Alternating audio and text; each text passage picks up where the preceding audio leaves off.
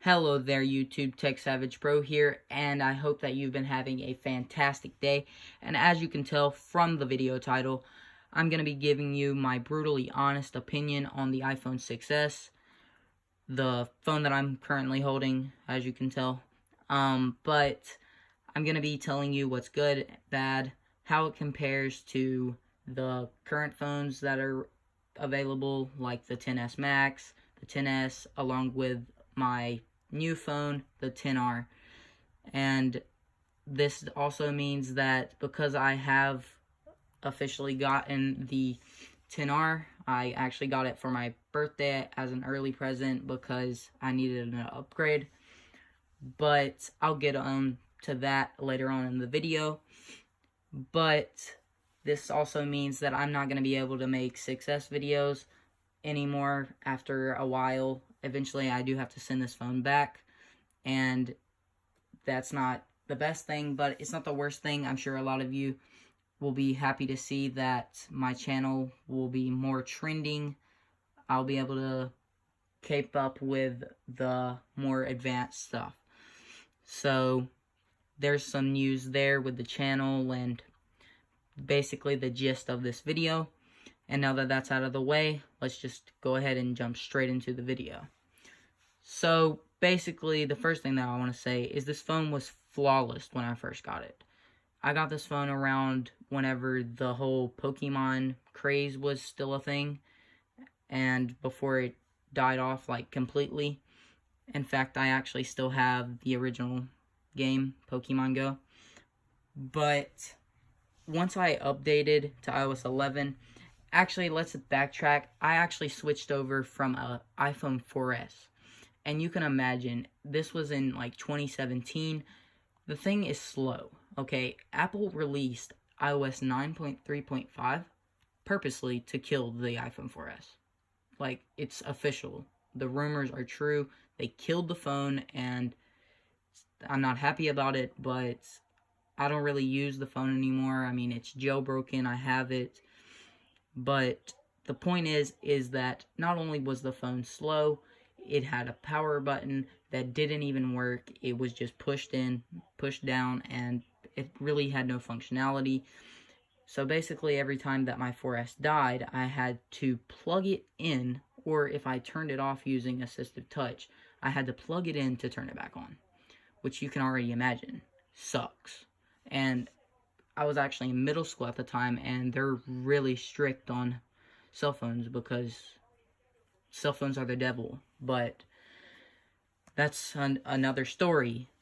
But then later on, I got a 6S, and I was super psyched because I could play Pokemon Go with no troubles. It was super fast.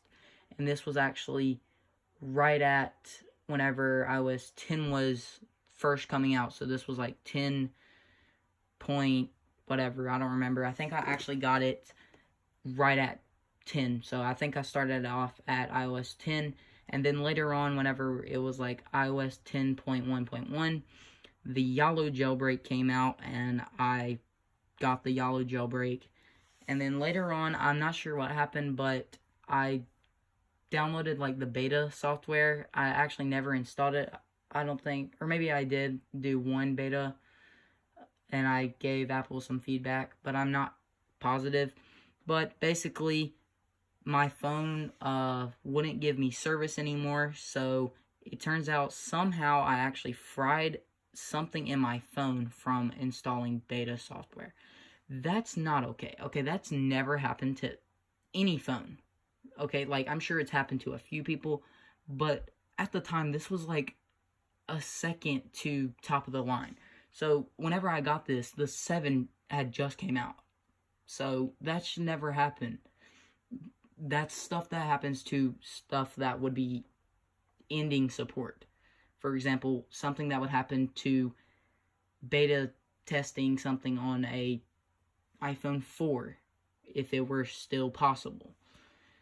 But that's just not okay. It didn't make me happy. But good thing is that I actually had a warranty, and I used that, and then I got this phone. This is actually a different phone than what I started my channel with, but it's completely fine. The only thing that really happened to the other one is the service wasn't great, but I kind of live in like the country, so there's not really great service anywhere you go, but it's not the worst thing that could happen.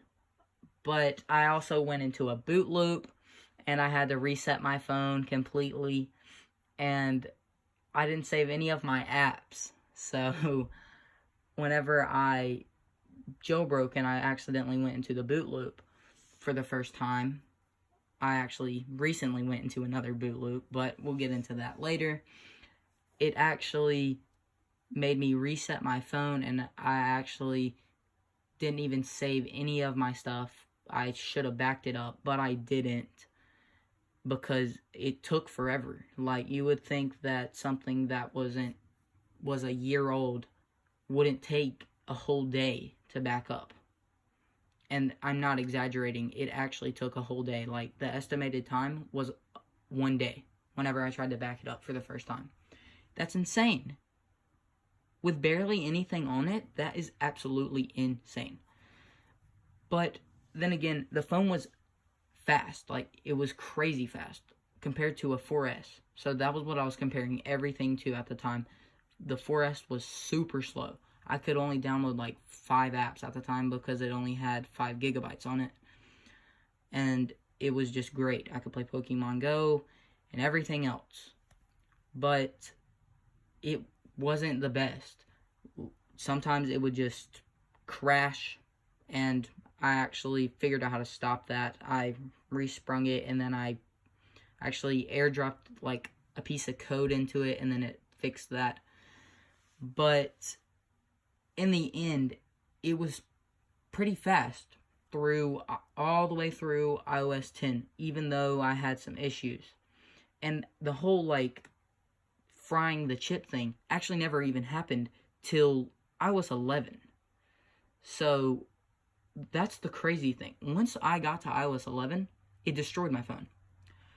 Like, I know that some of you aren't going to believe me when I say destroyed, but it actually destroyed this phone. The battery life sucked. The apps that I took the time to actually build up, like my games and stuff, everything was erased. And that makes no sense because you have Facebook that saves your stuff and everything else. But no, it wiped everything. And I believe that iOS 11 was the first thing with the APPFS file system.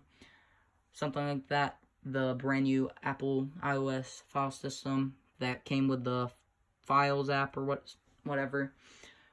But it just wiped my phone almost 100%.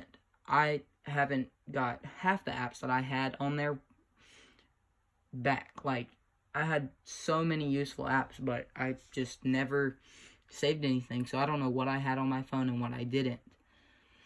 But the phone was still pretty fast. The battery life got worse. You could definitely tell it. It kind of seemed like it got slower. And then that kind of progressed.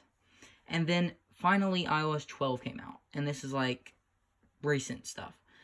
Supposedly this phone right here, the 6S, is the phone that you can tell the most impact on. And I'm not gonna lie, iOS 12 speeds up this phone insane. Like, after iOS 11 destroyed the phone and absolutely made it slow, the battery life plummeted, it actually would start to like crash and everything else. It was terrible. But then I updated to iOS 12 and nothing happened. Nothing at all. It was actually a big wake-up call that I need a new phone. And it wasn't good, because I actually love this phone. I have something that nobody else has. A headphone jack. But that was great. I love my headphone jack. I don't have it anymore. It makes me sad. But there wasn't anything wrong with this phone until Apple had to mess it up with their updates. But it was also probably my fault for not charging it like you're supposed to. If you don't know, you're actually not supposed to let your phone die. A lot of people think that you do, but you're not. Don't let your phone die. Never. Get a battery pack. That's the worst thing that you can do. Now, you're actually supposed to let your phone charge from 20 to 100% every single time. Don't charge it before it gets to 20%, and don't charge it after it gets to 100%. I realize that's actually very hard to do, but if you're somebody who wants to like really get the most out of their battery, get a Belkin charger. They actually turn off after they get 100%. So it's a cool little feature. Apple actually certifies those chargers, I believe. They're a very trustworthy company, and personally, their stuff always looks pretty cool. They actually have a transparent charger, which I used to have. It was a car charger, but I lost it, and I think someone stole it. But that's another story. I get off track a lot. I'm sure that you are tired of the whole story, but basically the moral is that just don't get this phone. In 2018, it's not that bad. It just depends what you want to do, because if you're doing everything from your phone, like a lot of people don't know this, I run this whole channel off of this phone. Of course, now I'm switching over to the 10R, but it can do some damage. Like, it's very powerful. For it to be this old, I believe it's like 3 years old. For it to be 2 years old, that's really good. And even though the battery's not the best and it does cause some like malfunctions, if you take care of the battery, this phone is a great budget phone. If you can't afford like the higher up models, definitely get this phone. It's one of the best. It has a headphone jack. It's got all the other features. It's got Touch ID. It's got an actual home button. You can hear that click. It's not a bad phone. There's a lot of hate towards this phone. Not sure why. But that's basically the whole video. I apologize for it being so long, but that's the end of the video. I hope that you enjoyed this video. I hope that you made it to the end of the video. It's okay if you skipped some. I'm sorry that it was way too long. I just wanted to talk about how whenever I first got this phone and transferring over from a 4S to a 6S, playing Pokemon Go, because that was actually my favorite game at the time, I could actually play it. And I need to wrap this up, I know, but like, whenever I would play on the 4S, it would glitch, it would lag, and actually it'd crash my phone.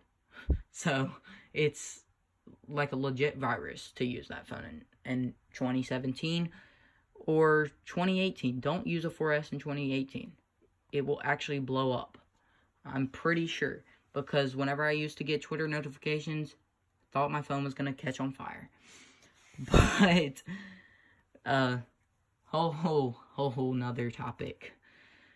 Anyways, hope that you liked this video, and if you did, please leave a like, subscribe, and don't forget to comment down below what other videos you want to see.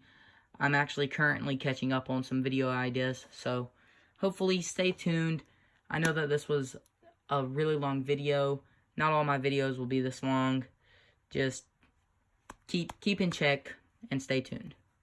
As always, hit that like, subscribe, comment, and peace out. See you in the next one.